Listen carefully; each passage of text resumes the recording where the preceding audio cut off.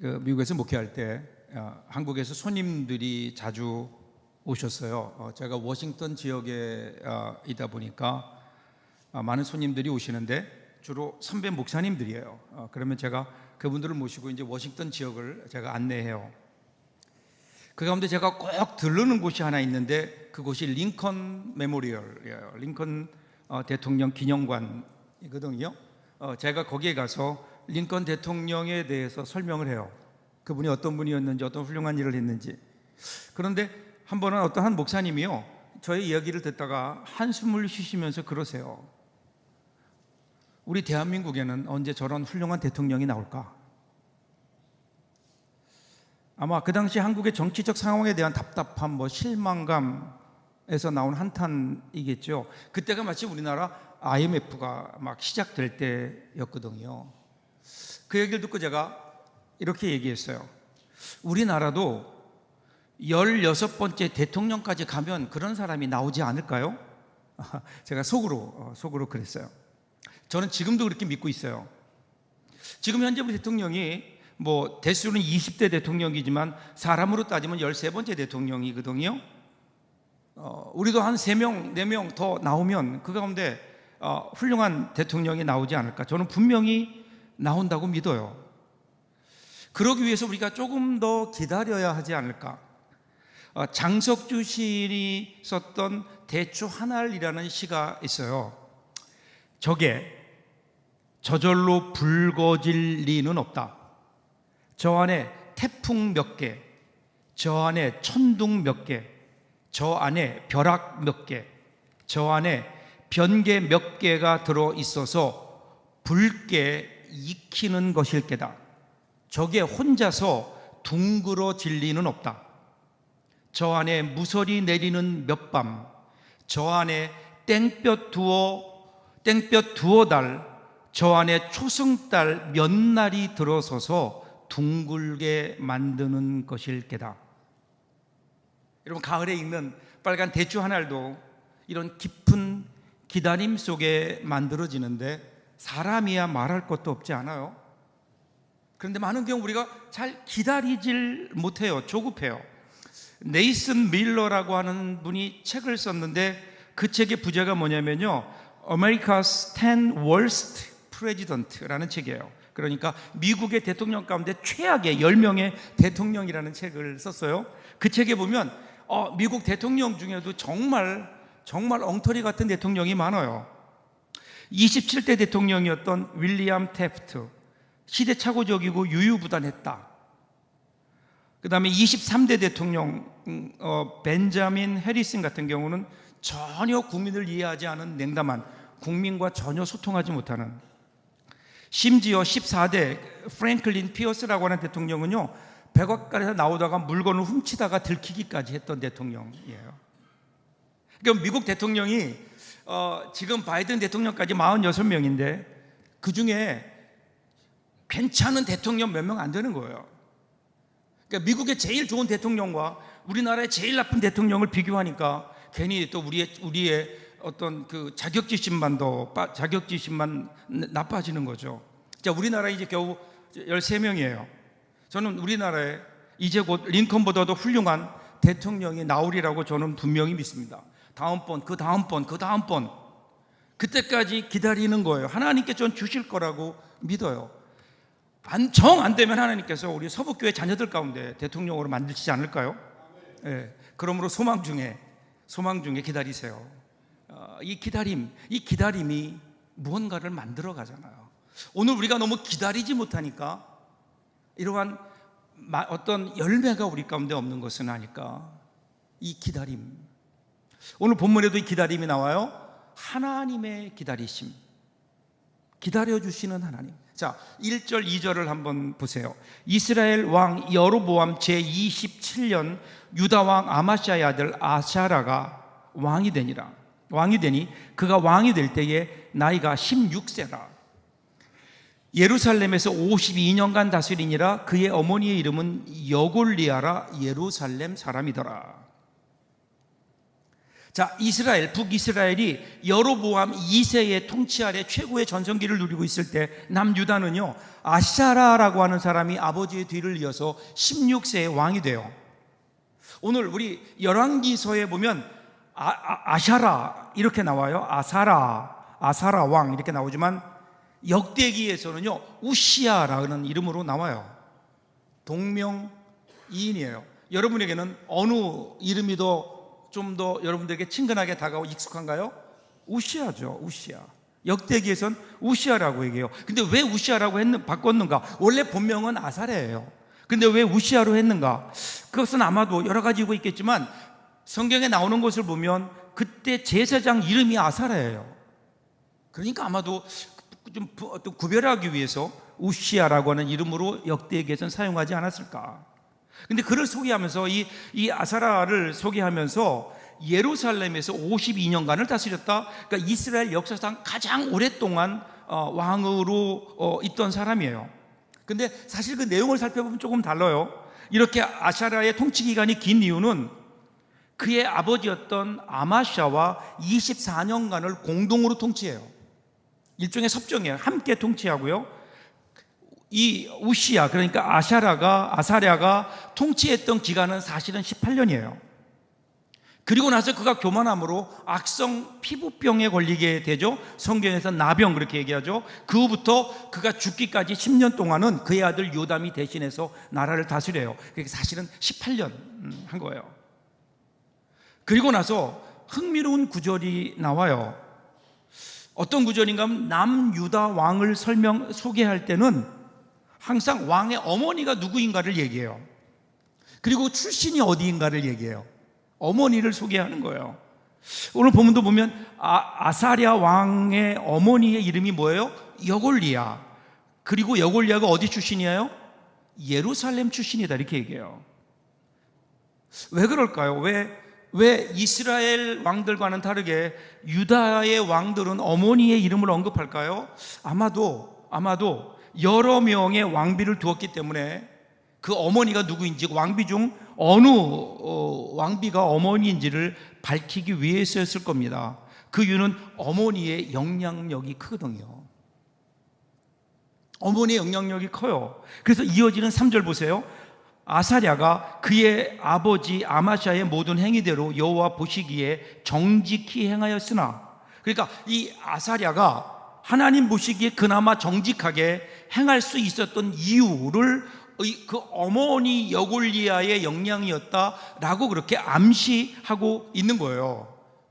그래서 여러분, 같은 내용을 기록하고 있는 역대하 26장 5절을 보시면 이렇게 나와요. 하나님의 묵시를 밝히 아는 스가랴가 사는 날에 하나님을 찾았고 그가 여호와를 찾는 동안에는 하나님이 형통하게 하셨더라. 역대기에서는 어머니 대신에 스가랴라는 사람을 소개하고 있어요. 이 우시아 왕에게. 그러니까 이 사람이 어떤 사람이에요? 하나님의 묵시를 밝히 아는 스가랴. 그가 옆에 있어서 그 우시아 왕에게, 아사랴 왕에게 하나님을 경외하도록 인도했다라는 거예요. 그러니까 이 아사랴가 하나님의 뜻을 따를 수 있었던 그 이유가 있다면 그것은 바로 그의 어머니와 그리고 스가랴라는 거예요. 이 스가랴라고 하는 사람, 어떤 영적 멘토였어요. 두려울 때는 하나님의 위로와 격려를 전해주었고요, 복잡한 여러 가지 문제 앞에서는 그 어떤 하나님이 주신 통찰력으로 그 문제를 해결할 수 있도록 도와주었던 사람. 그래서 그의 할아버지 요아스 왕에게는 제사장 여호야다라는 사람이 있어서 그를 붙잡아 주었잖아요. 그래서 스가랴가 사는 날 동안에는 이 아사랴 왕이 하나님의 뜻을 찾았고, 그렇게 하나님의 뜻을 추구하니까 하나님이 그가 하는 모든 일들을 형통하게 해주셨다 이거예요. 우리 주위에 이런 사람이 있다면 얼마나 좋을까요? 나를 언제나 올바른 하나님 말씀으로 나를 인도해 주는 영적인 멘토. 자, 여기까지는 잘했어요. 그런데 그 다음 4절 보세요. 분위기가 바뀝니다. 오직 산당은 제거하지 아니하므로 백성이 여전히 그 산당에서 제사를 드리며 분향하였고. 그러니까 그의 아버지처럼 산당을 제거하지 않았다. 그래서 백성들로 하여금 여전히 산당에서 제사하도록 내버려 두었다. 이것이 문제가 된 거예요. 근데 이 문제를 알려면 먼저 산당이 뭔지를 좀 우리가 정확히 알아야 되죠. 산당이 뭘까요? 산당이란 원래 이스라엘 백성들이 가나안 땅에 들어오기 전부터 가나안 땅에 사는 사람들이 자기들의 신을 섬기는 일종의 사원이었어요. 그런데 주로 이 모든 사원들이 높은 언덕이나 산 위에 높은 곳에 있었기 때문에 이 산당이라는 말은 영어로 보면 high place, 높은 곳에 있었기 때문에 그래서 그 산당이라고 불렀어요. 근데 이 산당은 가나안 지역 어디에서나 볼 수 있을 정도로 많았는데 이스라엘 사람들이 가나안을 정복한 이후에는 그 모든 거의 대부분의 이 사원들이, 이 산당들이 하나님께 제사하는 곳으로 바뀌었어요. 그럼에도 불구하고 다 그런 건 아니에요. 여전히 바알이나 아세라를 섬기는 산당도 있었고, 심지어 어떤 곳은 바알과 여호와를 함께 섬기는 신당도 있었다고요. 그러니까 예를 들면 금요일에는 바알을 섬기고 토요일에는 그 여호와를 섬기는. 그런데 그러다 보니까 매번 뭐 치우기도 바쁘니까 그냥 두 개를 놓고 와서 그냥 그 앞에서 여호와 하나님 앞에서 그냥 제사 드리는 거예요. 그런데 그 앞에 뭐가 있어요? 바알이 여전히 있는 거예요. 그러다 보니까 그들의 신앙이 어떻게 될까요? 그들의 신앙이 점점 원래의 순수성을 잃어버리게 된 거죠. 그런데 왜 하나님은 그렇게 이 산당의 제사를 금하셨는데 남유다의 왕들은 그것을 끝내지 못했을까요? 무엇보다도 그 이유는요, 산당이 주는 편리함 때문이에요.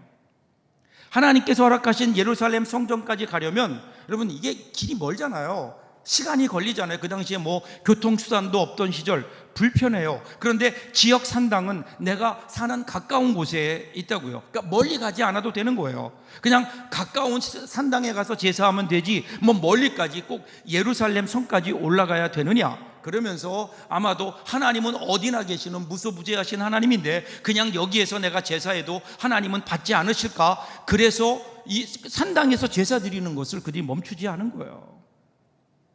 그런데 여러분, 성경을 보면 하나님께 드리는 제사는 분명히 하나님께서 정하신 방법이 있다고요.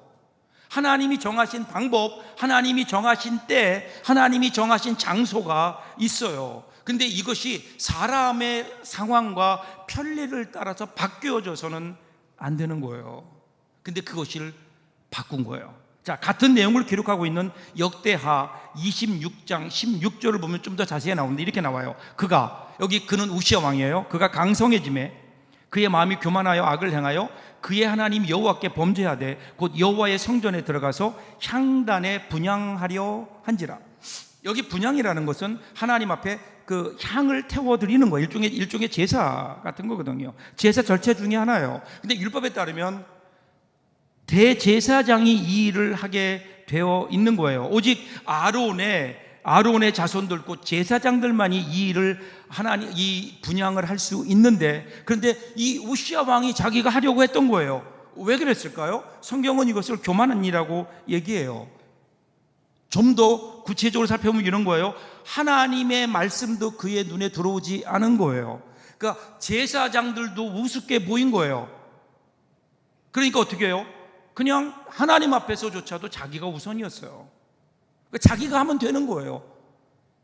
자기 마음속에, 이 마음속에 뭘 그렇게 꼭 하나님 말씀을 따라서 세세한 것까지 꼭 제사장들이 해야 되느냐? 그냥 까짓거 내가 하지. 하나님 말씀에 대한 경외함이 그에게 없었죠. 이것을 성경은 교만이다. 그래서 어떻게 해요? 5절 보세요. 여호와께서 왕을 치셨으므로 그가 죽는 날까지 나병 환자가 되어 별궁에 거하고 왕자 요담이 왕궁을 다스리며 그 땅의 백성을 치리하였더라. 제사장만이 할 수 있는 분향을 하려고 하다가 여호와의 징계를 받아 악성 피부병에 걸려서 그는 그의 마지막 10년을 별궁에서 그렇게 외롭게 비참하게 생을 마무리하는 거예요. 자, 7절 보세요. 아사랴가 그의 조상들과 함께 자매 다윗성에 그의 조상들과 함께 장사되고 그의 아들 요담이 대신하여 왕이 되니라. 그래서 저는 이 말씀을 읽으면서요, 정말 그 하나님의 그 마음이 느껴져요. 하나님의 역사는 계속되는 거예요. 이렇게 반복되는 죄를 보면서도 여전히 하나님은 끊지 않으세요. 여전히 기회를 주세요. 끝내지 않으세요. 이 아사랴 왕의 이 잘못에도 불구하고 끝내지 아니하시고 그의 아들 요담이 대신해서 왕이 되게 하신다고요. 이 하나님의 마음. 이어지는 8절부터 오늘 나오는 내용들이 그런 내용 아니에요? 8절부터 한번 보세요. 유다의 왕 아사랴의 제38년에 여로보암의 아들 스가랴가 사마리아에서 6달 동안 이스라엘을 다스리며 그의 조상들의 행위대로 여호와 보시기에 악을 행하여 이스라엘로 범죄하게 한 느밧의 아들 여로보암의 죄에서 떠나지 아니한지라. 야베스의 아들 살룸이 그를 반역하여 백성 앞에서 쳐 죽이고 대신하여 왕이 되니라. 여기부터는 이제 이스라엘 왕국의 이야기들이 나와요. 계속해서 반란되는 거예요. 하나님께서 예후에게 4대를 약속하셨잖아요. 4대가 지나니까 반란의 소용돌이에 휩쓸리고 왕국은 혼돈에 빠지는 거예요. 자, 그럼에도 불구하고 그 역사는 계속된다는 거예요. 여로보암 2세가 죽고 그의 아들 스가랴가 왕이 돼요. 근데 통치 기간은 6개월밖에 안 돼요. 그런데 그 6개월 동안 그 스가랴도 이전의 선조들과 같이 여호와 보시기에 악을 행했어요. 그의 조상의 행위대로. 그러니까 계속해서 그들은 금송아지 섬기는 일을 포기하지 않았다는 거예요. 근데 그럼에도 이스라엘은 멸망하지 않았어요. 계속됩니다.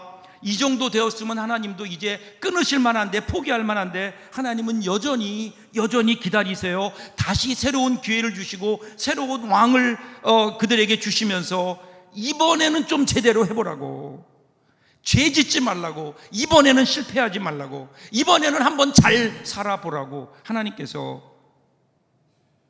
기회를 주시는 거예요. 여러분, 이 하나님의 기다리심, 이 은혜가 가장 잘 나타나 있는 곳이 창세기 8장 21절 아니에요? 21절 보세요. 여호와께서 그 향기를 받으시고 중심에 이르시되 내가 다시는 사람으로 말미암아 땅을 저주하지 아니하리니 이는 사람의 마음이 계획하는 바가 어려서부터 악함이라. 내가 전에 행한 것 같이 모든 생물을 다시 멸하지 아니하리니. 하나님께서 지금 홍수로 이 세상을 심판하신 다음이에요. 그 다음에 하나님께서 그 모습을 보시고 하나님 뭐라고 말씀하시는가 하면요, 다시는 땅을 내가 홍수로 멸하지 않겠다.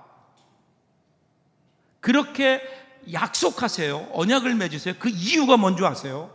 사람이 악하기 때문이다. 그것도 어려서부터 악하기 때문이다. 한마디로 뭐예요? 구제불능이기 때문이라는 거예요. 구제불능이기 때문이다. 도저히 방법이 없는 거예요. 그래서 어떻게 해요? 하나님께 다시 멸하지 않겠다는 거예요. 그런데 여러분, 창세기 6장 5절을 보면요, 하나님께서 홍수로 심판하신 이유가 나와요. 6장 5절 보면 하나님께서 이렇게 말씀하세요. 여호와께서 사람의 죄악이 세상에 가득함과 그의 마음으로 생각하는 모든 계획이 항상 악할 뿐임을 보시고. 심판하신 이유가 뭐냐면 악해요. 날 때부터 악해요. 그러니까 하나님이 심판하셨어요. 그런데 이제는요, 심판 후에는 하나님 뭐라고 말씀하시는가 하면 심판하지 않겠다는 거예요. 왜냐하면 악하기 때문이다. 어려서부터 악하기 때문이다. 심판하셨는데, 그 이유 때문에 심판하셨는데 이제는 같은 이유로 심판하지 않으시겠다는 거예요. 그래서 신학자들은 이 구절을 하나님의 유턴이다 그렇게 얘기해요. 여러분, 우리는 죄 그러면 무엇을 먼저 연상하나요? 죄는 벌이에요. 그런데 여러분, 죄를 지었을 때 벌을 주면 그 벌이 죄의 문제를 해결하나요? 아니에요. 벌에 대한 책임이지 해결책은 아니에요. 죄의 해답은 뭘까요? 죄의 해답은 벌이 아니에요. 심판이 아니에요. 죄의 해답은 은혜예요. 은혜. 기다려주시는 하나님의 은혜. 그래서 은혜는 받을 만한 자격이 없는데 주어지는 호의라고 제가 여러분 귀에 못이 박히도록 얘기했죠. 소망이 없어 보여요. 그럼에도 기다려주시는 거예요. 이 하나님의 인내, 이것이 여러분 은혜 아닐까요? 하나님께서 오래 긍휼로 참아주셨기 때문에 오늘 우리가 구원을 경험할 수 있잖아요. 로마서 5장 8절 보세요. 우리가 아직 죄인 되었을 때에 그리스도께서 우리를 위하여 죽으심으로 하나님께서 우리에 대한 자기의 사랑을 확증하셨느니라. 그럼 우리가 아직 죄인 되었을 때라고요, 우리가 정신 차리고 죄인에서 벗어났을 때, 벗어나라고 노력할 때가 아니에요. 여전히 우리는 죄 가운데 있는데 예수께서 우리를 위해서 죽으심으로 하나님의 사랑을 확증했대요. 그리고 그 은혜로 말미암아 우리가 구원을 얻는 거예요. 여러분, 이 깊은 은혜가 우리 가운데 흐르고 있다고요. 여전히 우리가 어떤 상황에 있든지 어떤 형편에 있든지 우리를 기다려주시고, 그리고 우리를 그렇게 바라보시는 하나님, 그 하나님의 은혜, 여러분, 이 은혜의 든든함, 이 든든함이 오늘 우리는 혹시 이 하나님의 이 든든함을, 은혜를 놓치고 있는 것 아닐까요? 우리를 기다려주시는 하나님. 여러분, 여행의 기쁨이 뭘까요? 여행을 해보면요, 낯선 곳의 설레임도 있고 새로운 것들로 우리 눈과 코와 우리의 가슴을 채우는 기쁨이 있어요. 여행해보면, 그죠? 그리고 그동안 보지 못했던 새로운 일상들을 발견하게 돼요. 그런데 이 모든 것들이 즐거운 이유, 여행이 즐거운 이유, 돌아갈 집이 있기 때문이라는 거예요. 만일에 여행에서 돌아갈 집이 없다? 그러면 그건 여행이 아니지 않을까요? 나태주 시인이 그렇게 얘기했어요. 저녁 때 돌아갈 집이 있다는 것이 행복이다. 나를 기다려주는 가족이 있는 곳. 여러분, 저녁 노을이 아름답게 느껴지는 것도 돌아갈 집이 있고 기다려주는 가족들이 있기 때문이 아닐까요? 누가복음 15장에 나온 탕자의 비유를 보세요. 탕자가 인생의 벼랑 끝에 떨어졌지만 돌아갈 집이 있고 기다려주시는 아버지가 있기에 사실은 모든 문제가 해결되는 거 아니에요? 우리는 돌아갈 집이 있는, 우리를 기다려주시는 하나님이 우리를 계시는 이 땅의 순례자들이에요. 순례자들. 우리가 힘들고 어려운 길을 걸어갈 때, 때로는 우리 인생에 실패해서 주저앉아 있을 때라도, 아니 우리가 죄 가운데 있을 때라도 여전히 우리를 기다려주시며 돌아오길 기다리시는 그 하나님, 그 하나님이 기다려주시고 우리를 붙들어 주시는 하나님의 그 은혜가 있잖아요. 여러분, 빌립보서 1장 6절 보세요. 너희 안에서 선한 일을 시작하신 분이 그리스도의 날까지 그 일을 이루실 줄을 내가 확신하노라. 오늘 우리는 우리의 연약함으로 끝나는 사람들이 아니에요. 우리가 때로는 죄 가운데 있더라도 우리는 그 죄로 끝날 사람들이 아니에요. 하나님의 은혜가 작동하는 사람들이라고요. 실패와 죄 가운데 우리를 그냥 두지 아니하시고 구하시고 인도하시고 승리하게 하실 하나님의 그 은혜가, 우리 가운데 선한 일을 시작하신, 구원을 시작하신 그 하나님께서 결코 우리를 그 가운데 내버려 두지 아니하시고 기다리시며 인도하시며 보호하시는 그 하나님의 은혜가, 그 하나님의 은혜의 손길이 있는 사람들, 그 사람들은 우리 아닐까요? 우리가 이 하나님의 은혜의 든든함을 놓치고 있는 것은 아닐까? 오늘도 기다려주시는 하나님의 은혜 앞에, 그리고 우리에게 이번에는 좀 제대로 살아달라고 하는 하나님의 이 말씀 앞에 다시 한번 힘을 내서 힘있게 살아가는 이번 한 주간도, 그래서 이 은혜의 든든함으로 하나님의 은혜를 받은 사람답게 힘있게 살아가는 저와 여러분들 될 수 있기를 주님의 이름으로 축복합니다. 기도하겠습니다.